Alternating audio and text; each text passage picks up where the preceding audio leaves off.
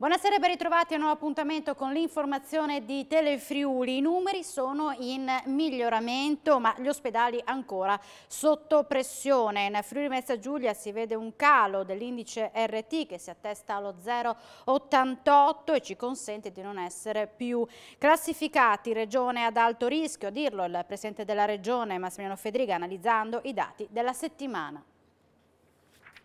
La settimana in Friuli Venezia Giulia vede un calo dell'indice RT che si attesta allo 0,88 e ci consente, assieme al miglioramento di altri parametri, di essere più classificati regione ad alto rischio. Abbiamo però ancora una forte pressione sugli ospedali che mostra negli ultimi giorni segnali di un leggero allentamento, pur non ancora abbastanza marcato.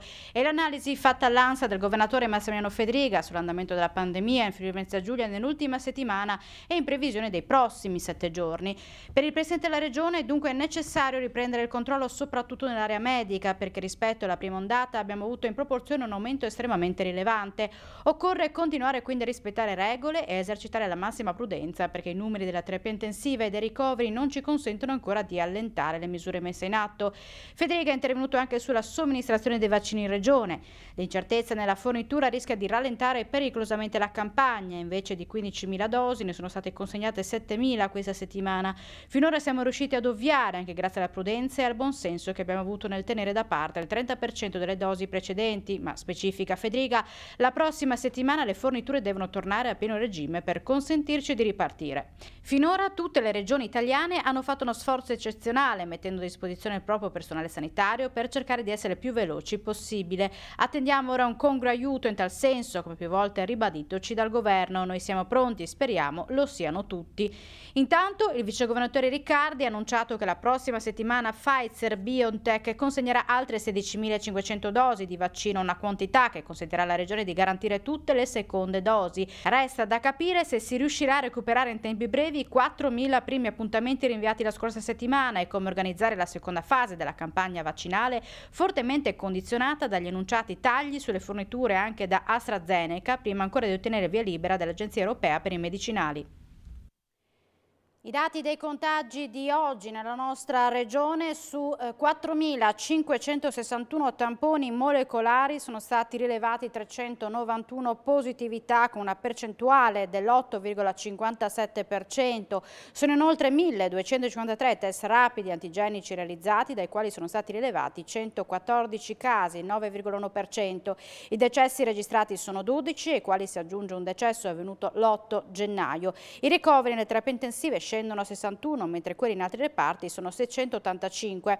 Nel dettaglio, per quanto riguarda il settore delle residenze per anziani, sono stati rilevati 60 casi di positività tra le persone ospitate nelle strutture regionali, mentre gli operatori sanitari risultati contagiati all'interno delle stesse sono in totale 3. I gettoni di presenza del Consiglio Comunale di Vajont per sostenere le terapie intensive di Pordenone. Questo quanto deciso dall'Assemblea del Comune pordenonese. Lo abbiamo ritenuto il modo più diretto e concreto per supportare la salute pubblica in un momento delicatissimo per tutti noi, spiega il consigliere Filippin, perché i mesi scorsi ci hanno dimostrato che nessuno di noi e dei nostri cari è veramente immune da rischi. È una piccola goccia rispetto all'emergenza che stiamo vivendo, ma il mare è fatto di tante gocce. L'idea è nata ad aprile nel pieno della prima ondata Covid. Durante una seduta di assemblea il sindaco Lavinia Corona e il consigliere Filippin hanno concordato annunciando l'intenzione di devolvere i loro gettoni alla lotta contro il virus. A riguardo ha parlato anche il vicegovernatore del Friuli Venezia Giulia Riccardi, ha avuto parole di grande stima per Vajont, un'iniziativa lodevole a cui va il mio personale plauso. Ha detto: un grazie di cuore ai cittadini di Vajont che attraverso i loro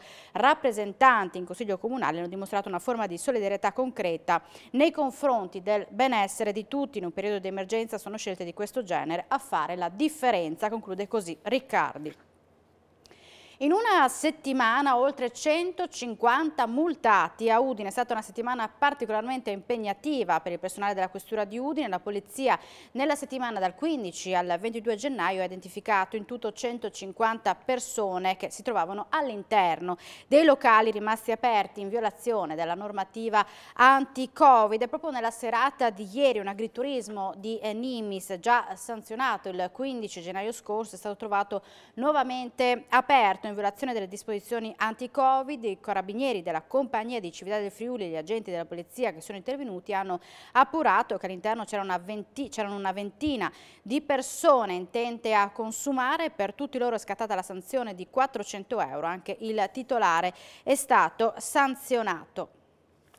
9 persone sono rimaste intossicate dal gas monossido di carbonio nel tardo pomeriggio di ieri mentre stavano eseguendo dei lavori di asciugatura dell'acqua in casa utilizzando una macchina che impiega gasolio. È successo in via Case Sparse a Paolaro. A rimanere intossicate 2 famiglie i cui componenti sono stati medicati sul posto dal personale sanitario. Una donna di 65 anni è stata trasportata all'ospedale di Tolmezzo per accertamenti. Non è in pericolo di vita.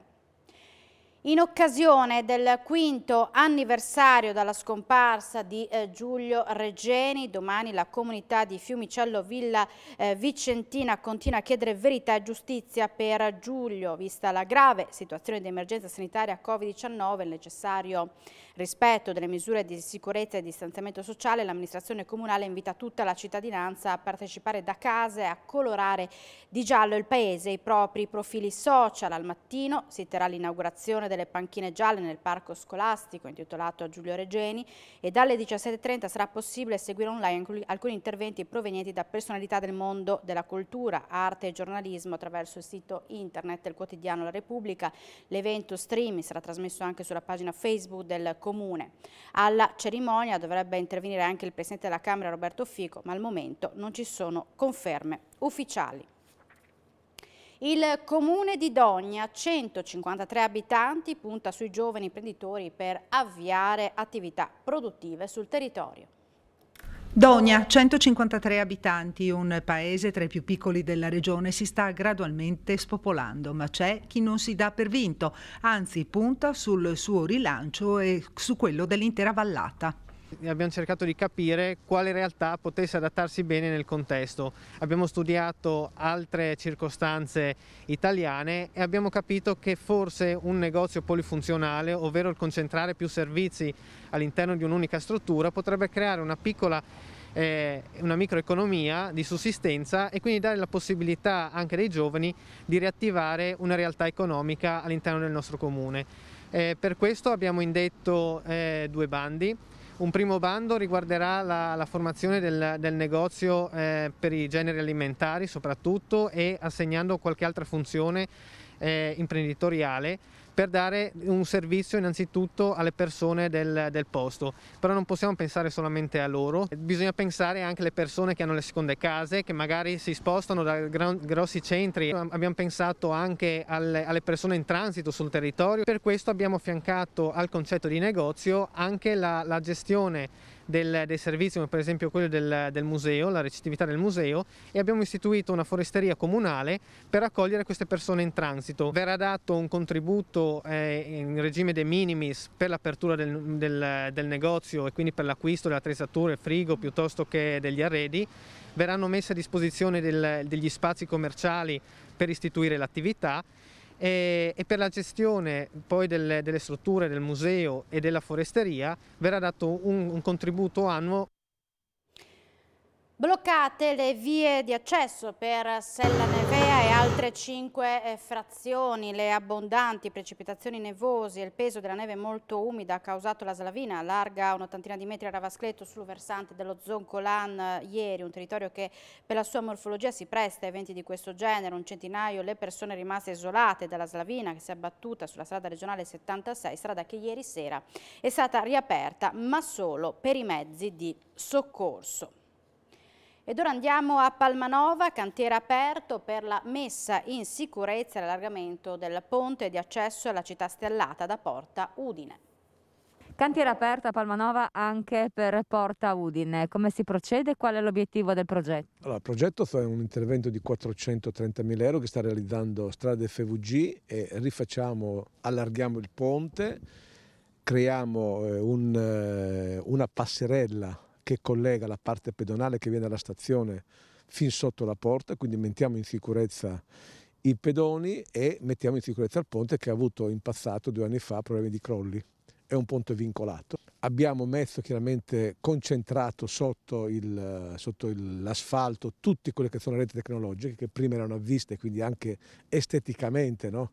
Dà una brutta impressione di tutto un po' il contesto, visto che poi siamo città UNESCO, dobbiamo conservare e valorizzare tutto quello che ci hanno lasciato gli altri. Per agevolare chiaramente i pedoni abbiamo creato una passerella dove le persone sia in bicicletta che a piedi possono attraversare la strada, quindi entrare a Pramola ugualmente, non passano le auto. Penso che a fine febbraio il cantiere si chiuderà. Contemporaneamente faremo un intervento di somma urgenza su Porta Udine, dove sono alti 450.000 euro perché ci sono problemi di staticità. Quella è una porta di competenza della soprintendenza. Abbiamo verificato questi problemi e quindi interverremo e concentreremo i due interventi insieme in modo da creare minori disagi per i cittadini. E siamo allo sport. Udinese, il calciomercato decisive per il primo acquisto indicato nello spagnolo Llorente. Nel mare già mosso il dirigente ha sostanzialmente frenato sul trasferimento di Lasagna al Verona, operazione data da tutti già per conclusa. Voci che sarebbero basate sul lavoro degli agenti, solitamente particolarmente attivi, soprattutto quando hanno appena preso in carico un nuovo giocatore, come appunto nel caso di KL15. Cosa che, sempre secondo Radiomercato, sarebbe già avvenuta. Fernando Llorente, che sarebbe stato acquistato a titolo definitivo dal Napoli, dovrebbe essere in città già questa sera, dopo l'impegno della squadra di Gattuso sul campo del Verona alle 15. L'attaccante quindi non dovrebbe far rientro in campagna con il resto della squadra, ma potrebbe già essere in viaggio per Udine, liberando per il tragitto verso Verona proprio Lasagna. Se, come sembra, i dettagli di entrambe le operazioni sono già stati definiti, si tratterebbe quindi solamente di una questione di firme e di ore, per veder premiato il lavoro degli agenti dell'ex Carpi e di chi ha convinto Llorente ad abbracciare la causa friulana. Domani sarà una giornata intensa per il mercato bianconero. Sono infatti attesi aggiornamenti decisivi sia sul fronte Lasagna che, ancor prima, su quello di Llorente, e non sono da trascurare novità in merito anche ad altri giocatori, sia in entrata che in uscita. Siamo in chiusura, l'informazione torna domani mattina con ore 7. Grazie per l'attenzione e buona serata.